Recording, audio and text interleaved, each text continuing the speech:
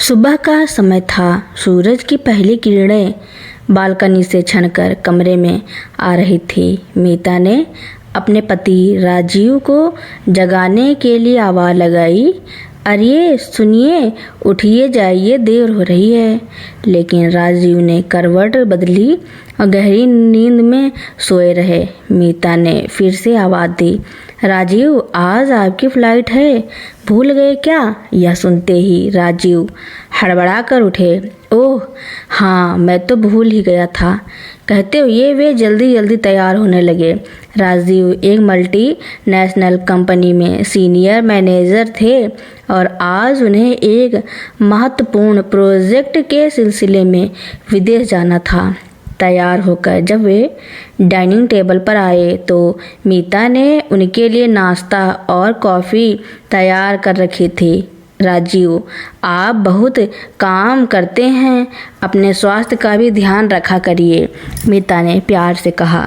राजीव ने मुस्कुराते हुए कहा, मीता, तुम चिंता मत करो, यह काम बहुत ज़रूरी है। अगर यह प्रोजेक्ट सफल हो गया तो हमारी कंपनी को बहुत फ़ायदा होगा और मुझे भी प्रमोशन मिल जाएगा, फिर हम आराम से रहेंगे।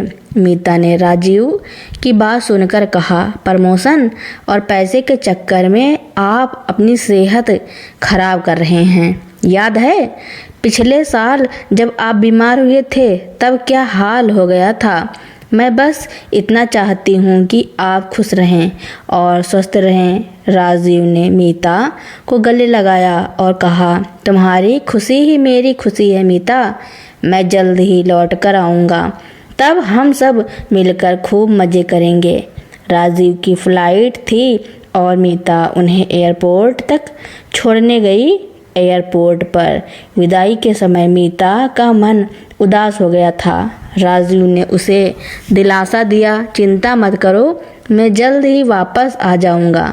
मीता ने एक लंबी सांस ली और राजीव को अलविदा कह दिया।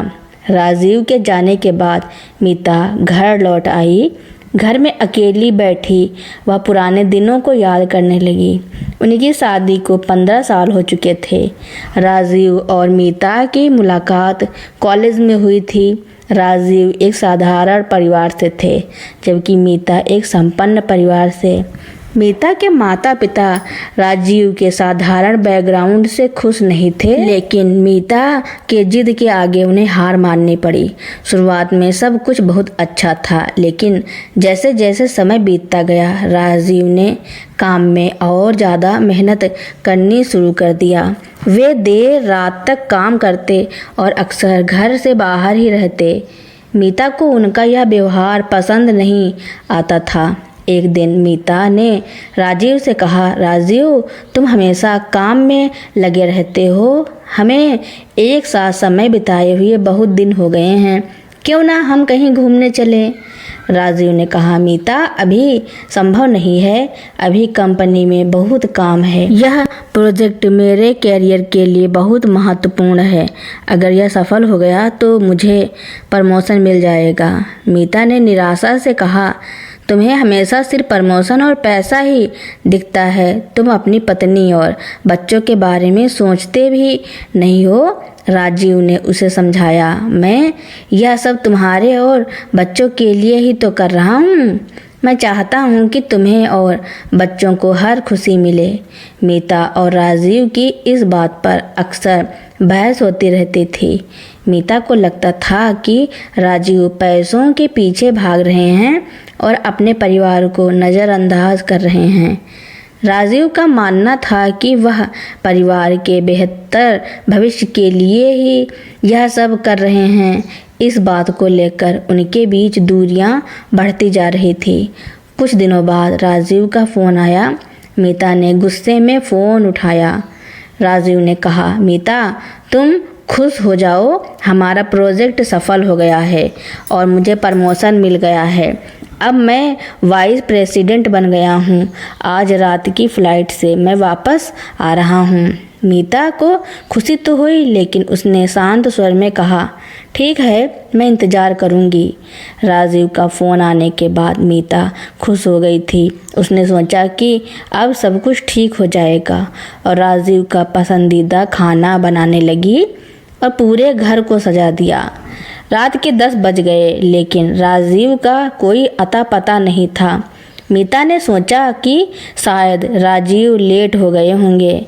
उसने टीवी पर खबर लगाई और टीवी पर जो देखा वह देखकर उसके पैरों तले ज़मीन खिसक गई। टीवी पर खबर आ रही थी कि लंदन से आ रही एक फ़्लाइट क्रैश हो गई है। मीता ने अपने हाथ से टीवी बंद कर दिया। उसका दिल ज़ोर ज़ोर से धड़क रहा था। उसने अपने मन को शांत किया और सोचा कि यह सच नहीं हो सकता।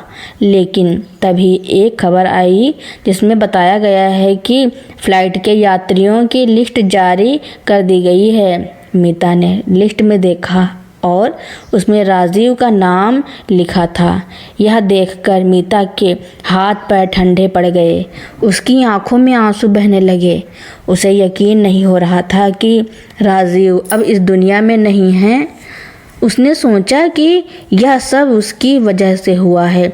अगर उसने राजीव को काम के लिए इतना परेशान नहीं किया होता तो आज वह जीवित होते। मीता की आंखों में आंसू बह रहे थे। वह अपने आप को कोस रही थी। उसे लग रहा था कि राजीव की मौत की वजह वह खुद है। उसने सोचा कि राजीव ने जो भी किया वह उनके और बच्चों के लिए ही किया था।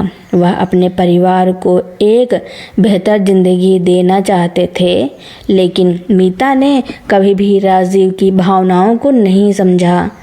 कुछ दिनों बाद राजीव की कंपनी से लोग मीता के पास आए। उन्होंने मीता को राजीव के बारे में बताया कि राजीव ने अपने जीवन बीमा में मीता और बच्चों के नाम लिखे थे। राजीव ने बच्चों के भविष्य के लिए काफ़ी पैसे जोड़े थे। उन्होंने मीता को एक पत्र भी दिया जिसमें राजीव ने लिखा था, मीता, मुझे पता है कि तुम मुझसे नाराज़ हो, लेकिन मैं यह सब तुम्हारे और बच्चों के लिए ही कर रहा था। मैं चाहता था कि तुम सब खुश रहो। मैं जानता हूँ कि मैंने तुम्हें बहुत तकलीफ़ दी है, लेकिन मुझे माफ़ कर देना। अगर मेरी किस्मत में मौत लिखी थी तो उसे कोई नहीं टाल सकता। पत्र पढ़कर मीता ज़ोर ज़ोर से रोने लगी। उसे अब एहसास हुआ कि राजीव ने जो कुछ भी किया वह प्यार के लिए किया था। मीता अब अकेली रह गई थी। वह अपने आप को कोस रही थी और पछतावे की आग में जल रही थी। मीता को लगा कि राजीव का पत्र उसकी सबसे बड़ी सज़ा थी। उस दिन के बाद से उसका जीवन पूरी तरह से बदल गया। राजीव की कंपनी ने उसे अच्छी खासी राशि दी थी, लेकिन मीता को पैसों से कोई खुशी नहीं मिल रही थी। उसे हर पल राजीव की कमी महसूस होती थी। अब मीता ने अपनी ज़िंदगी का एकमात्र मकसद बना लिया था और वह था राजीव के बच्चों को अच्छी परवरिश देना और उन्हें एक बेहतर इंसान बनाना। वह अपनी बेटी रिया और बेटे रोहन के साथ राजीव की कही हुई बातें याद करके उन्हें अच्छी शिक्षा और संस्कार देने में जुट गई। बच्चों को भी अब एहसास हो गया था कि उनके पापा की मौत के कारण उनकी माँ की जिद और पैसों के पीछे भागना था। उन्होंने भी अपनी माँ को माफ़ कर दिया था। एक दिन जब मीता सुबह उठकर नाश्ता बना रही थी तो रिया ने आकर उससे कहा, माँ, आप कितनी अच्छी हो। आप हमेशा हमारे लिए इतना कुछ करती हो। पापा भी यही चाहते थे। मीता की आंखों में आंसू आ गए। हाँ बेटी, उसने कहा, तुम्हारे पापा भी यही चाहते थे कि तुम सब खुश रहो। मीता और उसके बच्चों ने अपनी ज़िंदगी फिर से शुरू की। मीता ने अपने पति के नाम पर एक चैरिटी भी शुरू की थी। वह हर महीने गरीब बच्चों की मदद करती थी। एक दिन मीता के पास एक अनजान नंबर से फ़ोन आया। हेलो, क्या मैं मीता से बात कर सकती हूँ? एक अजनबी आवाज़ ने पूछा। हाँ, मैं मीता बोल रही हूँ, उसने जवाब दिया। मैं लंदन से बोल रहा हूँ, मेरा नाम सुनील है, मैं राजीव का दोस्त हूँ। मीता को थोड़ी हैरानी हुई, उसने राजीव से कभी सुनील के बारे में नहीं सुना था। सुनील, मैं आपको नहीं जानती। मीता, मुझे पता है, लेकिन मैं आपको कुछ बताना चाहता हूँ, यह बात सिर्फ आपको ही पता चलनी चाहिए, सुनील ने कहा। मीता ने सोचा कि शायद राजीव के दोस्त उसे दिलासा देने के लिए फ़ोन कर रहे हैं। उसने फ़ोन रख दिया, लेकिन सुनील ने फिर से फ़ोन किया। मीता, प्लीज़ मेरी बात सुनिए, यह राजीव से जुड़ी हुई है। मीता ने हिचकिचाते हुए फ़ोन उठाया। क्या बात है? सुनील ने कहा। मीता, राजीव की मौत एक दुर्घटना नहीं थी, यह एक साजिश थी। मीता को यह सुनकर झटका लगा। आप क्या कह रहे हैं? उसने पूछा। राजीव की मौत का कारण उनकी कंपनी में हो रही गड़बड़ियां थी। राजीव ने उन गड़बड़ियों का पता लगा लिया था। जब उन्होंने यह बात कंपनी के मालिक को बताई तो उन्होंने राजीव को मारने का फैसला किया। मीता की आंखों में आंसू आ गए। यह सच नहीं हो सकता, उसने कहा। यह सच है मीता, मेरे पास इसके सबूत भी हैं। मैं आज ही भारत आ रहा हूँ, हम मिलेंगे। मीता यह सुनकर सदमे में थी। उसे समझ नहीं आ रहा था कि वह क्या करे। वह रात भर सो नहीं पाई। अगली सुबह जब वह नाश्ता बना रही थी तो उसे फिर से सुनील का फ़ोन आया। मीता, मैं भारत आ गया हूँ, हम कहाँ मिलें? उसने पूछा। आप मुझसे मेरे घर पर मिल सकते हैं, मीता ने जवाब दिया। थोड़ी देर बाद सुनील मीता के घर आया। वह बहुत डरा हुआ लग रहा था। उसने मीता को राजीव की मौत से जुड़े सारे सबूत दिखाए। मीता ने उन सबूतों को देखकर अपनी आंखों पर यकीन नहीं कर पाई। उसने सोचा कि यह सब उसकी वजह से हुआ है। अगर वह राजीव को काम करने के लिए इतना परेशान नहीं करती तो शायद राजीव आज जिंदा होते। उसने सुनील से कहा, मैं इस केस को आगे बढ़ाऊंगी, मैं अपने पति की मौत का बदला लूंगी। सुनील ने उसे समझाया। मीता, यह इतना आसान नहीं है। कंपनी के मालिक बहुत शक्तिशाली हैं, लेकिन मीता ने फैसला कर लिया था। उसने अपनी बेटी रिया और बेटे रोहन से बात की। दोनों बच्चों ने अपनी मां का साथ दिया। मीता ने एक वकील से भी बात की। वकील ने उसे समझाया कि यह एक बहुत मुश्किल केस था, लेकिन मीता ने हार नहीं मानी। मीता ने कोर्ट में केस फाइल किया।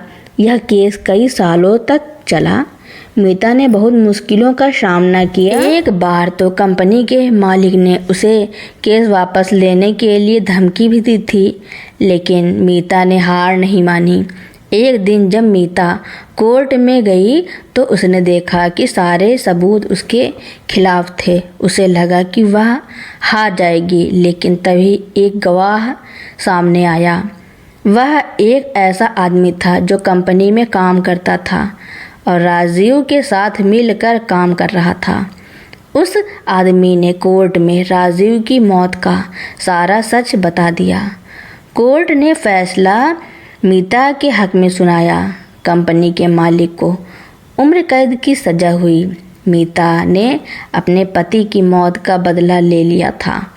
वह अपने बच्चों के साथ खुश रहने लगी, लेकिन हर रात जब वह सोने जाती थी तो उसे राजीव की याद आती थी। उसे लगता था कि राजीव उसे देख रहे हैं और मुस्कुरा रहे हैं। वह जानती थी कि राजीव की आत्मा को अब शांति मिल गई होगी। केस जीतने के बाद मीता ने चैन की सांस ली। न्याय की इस लड़ाई में उसने बहुत कुछ खोया था, लेकिन उसे अपने पति के लिए लड़ने का संतोष था। अब उसके पास राजीव की यादों के सिवा कुछ नहीं बचा था। वह अक्सर राजीव के कमरे में जाती, उनकी चीज़ों को छूती और उनकी आवाज़ सुनने की कोशिश करती। कभी कभी रिया और रोहन भी उसके पास आकर बैठ जाते और अपने पापा की बातें करते। एक शाम जब मीता राजीव के कपड़ों को अलमारी से निकाल रही थी तो उसे एक पुराना डायरी मिली। यह डायरी राजीव ने शादी के शुरुआती दिनों में लिखी थी। मीता ने उसे खोला और पढ़ना शुरू किया। आज मीता को देखा, उसकी सादगी और मुस्कुराहट ने मेरा दिल जीत लिया। पता नहीं क्या वह कभी मेरी होगी। आज शादी हुई। मीता के पिताजी चाहते थे कि मैं उनकी कंपनी में काम करूं, लेकिन मैंने मना कर दिया। मुझे अपनी मेहनत पर भरोसा है। मैं जानता हूँ हम दोनों में बहुत अंतर है। वह बड़े सपने देखती है और मैं सादगी में खुश हूँ, पर मैं उसे हर खुशी देना चाहता हूँ। आज हमारा झगड़ा हुआ। मीता चाहती है कि मैं ज़्यादा पैसे कमाऊँ। उसे लगता है कि मैं उसे खुशी नहीं दे पा रहा हूँ। मैं उसे कैसे समझाऊँ कि पैसों से ही सब कुछ नहीं खरीदा जा सकता। डायरी में राजीव ने हर छोटी बड़ी बात लिखी थी। उनके प्यार की शुरुआत, मीता की इच्छाएं और उनके बीच की दूरियां। मीता की आंखों से आंसू बहने लगे। उसे एहसास हुआ कि राजीव ने कभी भी पैसों के लिए काम नहीं किया, बल्कि वह तो मीता को खुश देखना चाहते थे। डायरी के आखिरी पन्ने पर राजीव ने लिखा था, मीता को लग रहा है कि मैं पैसों के पीछे भाग रहा हूँ, लेकिन उसे यह नहीं पता कि मैं जो भी कर रहा हूँ वह सब उसके और बच्चों के लिए है। कंपनी में कुछ गड़बड़ियाँ हो रही हैं और मैं उन्हें रोकूंगा। मैं हार नहीं मानूंगा। यह पढ़कर मीता पूरी तरह टूट गई। उसे समझ आ गया था कि राजीव की मौत का असली कारण उसकी अपनी गलतफहमी थी। अगर उसने राजीव को समझा होता तो शायद आज वह उसके साथ होता। कुछ दिनों बाद सुनील ने मीता को फ़ोन किया।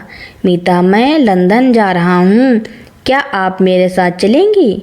मीता ने सोचा, राजीव के बिना मैं क्या करूँगी, लेकिन सुनील ने उसे समझाया, मीता आप यहाँ अकेले क्यों रहेंगी? आप अपनी ज़िंदगी फिर से शुरू कर सकती हैं। राजीव भी यही चाहते थे। मीता ने सुनील की बात मानी और अपने बच्चों के साथ लंदन चली गई। वहाँ पहुंचकर उसने अपनी एक नई ज़िंदगी शुरू की। उसने एक एनजीओ में काम करना शुरू किया जो गरीब बच्चों की मदद करता था। समय बीतता गया। एक दिन जब मीता अपने बच्चों के साथ राजीव की तस्वीर देख रही थी तो रिया ने कहा, माँ, मुझे लगता है कि पापा आज भी हमारे साथ हैं। मीता मुस्कुराई, हाँ बेटी, तुम्हारे पापा हमेशा हमारे साथ रहेंगे। मीता को अब समझ आ गया था कि ज़िंदगी में पैसों से ज़्यादा ज़रूरी प्यार और विश्वास होता है। उसने अपनी पिछली गलतियों से सबक सीखा था। अब वह पिछली ज़िंदगी में खुश थी और राजीव की यादों को लेकर आगे बढ़ रही थी। लंदन में मीता ने अपनी ज़िंदगी को एक नया मकसद दिया था। वह बच्चों के साथ खुश थी, लेकिन राजीव की यादें हमेशा उसके साथ रहती थी। सुनील, जो राजीव का दोस्त था, उनके परिवार का एक हिस्सा बन चुका था। वह हमेशा मीता और बच्चों का ख्याल रखता था। एक दिन जब मीता और सुनील एक चैरिटी इवेंट में थे तो सुनील ने मीता से कहा, मीता, तुम बहुत मजबूत हो। जिस तरह से तुमने राजीव की मौत के बाद खुद को संभाला है वह काबिल तारीफ है। मीता मुस्कुराई। राजीव ने मुझे यह सिखाया था कि मुश्किलों में भी हिम्मत नहीं हारनी चाहिए। सुनील ने मीता का हाथ पकड़ा। मीता, मैं जानता हूँ कि राजीव की जगह कोई नहीं ले सकता, लेकिन मैं तुम्हें और बच्चों को एक नई ज़िंदगी देना चाहता हूँ।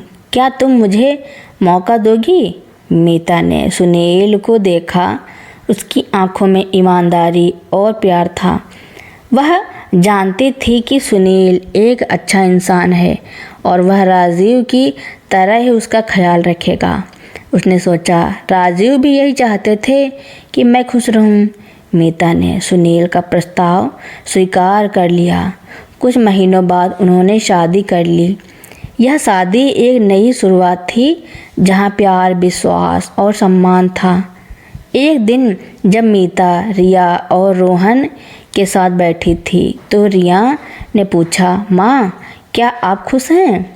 मीता ने मुस्कुराते हुए कहा, हाँ बेटी, मैं बहुत खुश हूँ। तुम्हारे पापा भी यही चाहते थे कि हम सब खुश रहें। सालों बाद रिया और रोहन बड़े हो गए थे। रिया ने अपनी पढ़ाई पूरी कर ली थी और वह एक वकील बन गई थी। रोहन ने भी अपनी पढ़ाई पूरी की और वह एक सफल बिजनेसमैन बन गया था। दोनों ने अपने जीवन में राजीव के आदर्शों को अपनाया था। एक शाम रिया और रोहन मीता और सुनील के साथ बैठे थे तो रोहन ने कहा, माँ हम आपको और सुनील अंकल को एक तोहफा देना चाहते हैं। रोहन ने मीता को एक फाइल दी। यह फाइल एक नए चैरिटी फाउंडेशन की थी जिसका नाम था राजीव फाउंडेशन। यह फाउंडेशन गरीब बच्चों की शिक्षा और स्वास्थ्य के लिए काम करेगा। रिया ने कहा। मीता की आंखों में आंसू आ गए। यह तो तुम्हारे पापा का सपना था, उसने कहा। रोहन ने कहा, हाँ माँ, हम उनके सपने को पूरा करना चाहते हैं। हम चाहते हैं कि हर बच्चा अपनी ज़िंदगी में सफल हो। मीता ने अपने बच्चों को गले लगाया।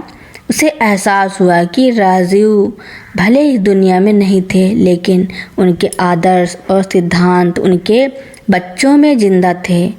मीता ने अपने जीवन में बहुत कुछ खोया था, लेकिन उसे राजीव की विरासत पर गर्व था। राजीव फाउंडेशन की सफलता ने मीता के जीवन में एक नई ऊर्जा भर दी थी। रिया और रोहन दोनों ही पूरी लगन से इस काम में जुटे थे। रिया ने अपनी कानूनी विशेषज्ञता का उपयोग करके गरीबों को मुफ्त कानूनी सलाह देना शुरू कर दिया था और रोहन अपनी व्यावसायिक सूझबूझ से फाउंडेशन के लिए आर्थिक मदद जुटाता था। एक दिन फाउंडेशन की एक बैठक में मीता ने एक बूढ़े आदमी को देखा। उसकी आंखें जानी पहचानी लग रही थी। वह आदमी उनके पास आया और कहा, मीता क्या तुमने मुझे पहचाना? मीता ने उन्हें ध्यान से देखा। उनकी आवाज़ में कुछ ऐसा था जो उसके दिल को छू गया। वह याद करने की कोशिश करने लगी कि वह कौन हो सकते हैं। मैं सुरेश हूँ, उन्होंने कहा, राजीव का दोस्त। यह सुनते ही मीता की आंखों में आंसू आ गए। सुरेश वही थे जिन्होंने लंदन में राजीव की मौत के बाद मीता को सहारा दिया था। सुरेश, मीता ने उन्हें गले लगाया। तुम कहाँ थे? मैंने तुम्हें हर जगह ढूंढा। मीता, राजीव की मौत के बाद मैं बहुत डर गया था। मुझे लगा कि अगर मैं यहाँ रहा तो मुझे भी मार दिया जाएगा, इसलिए मैं चुपचाप लंदन से चला गया। मीता ने उसे अपने घर आने को कहा। रिया और रोहन भी सुरेश से मिलकर बहुत खुश हुए।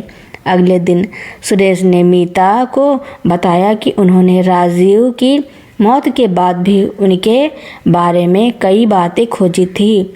मीता, राजीव ने तुम्हारे लिए बहुत कुछ किया था। उन्होंने तुमसे कभी कुछ नहीं कहा, लेकिन वह तुम्हारे और बच्चों के लिए ही काम कर रहे थे। वह अपनी कंपनी की गलत हरकतों को उजागर करना चाहते थे। मीता को यह सब सुनकर बहुत बुरा लगा कि उसने कभी राजीव को ठीक से नहीं समझा। मीता को लगा कि उसे राजीव की मौत का कारण बनने की सज़ा मिल गई है। वह अक्सर अकेला बैठकर सोचती, राजीव, अगर मैं तुम्हें समझ पाती तो शायद तुम आज मेरे साथ होते। उसने अपनी बेटी रिया से कहा, रिया, तुम्हारी ज़िंदगी में भी कभी ऐसा हो तो हमेशा अपने पार्टनर को समझने की कोशिश करना। पैसे से ज़्यादा प्यार और विश्वास ज़रूरी होता है।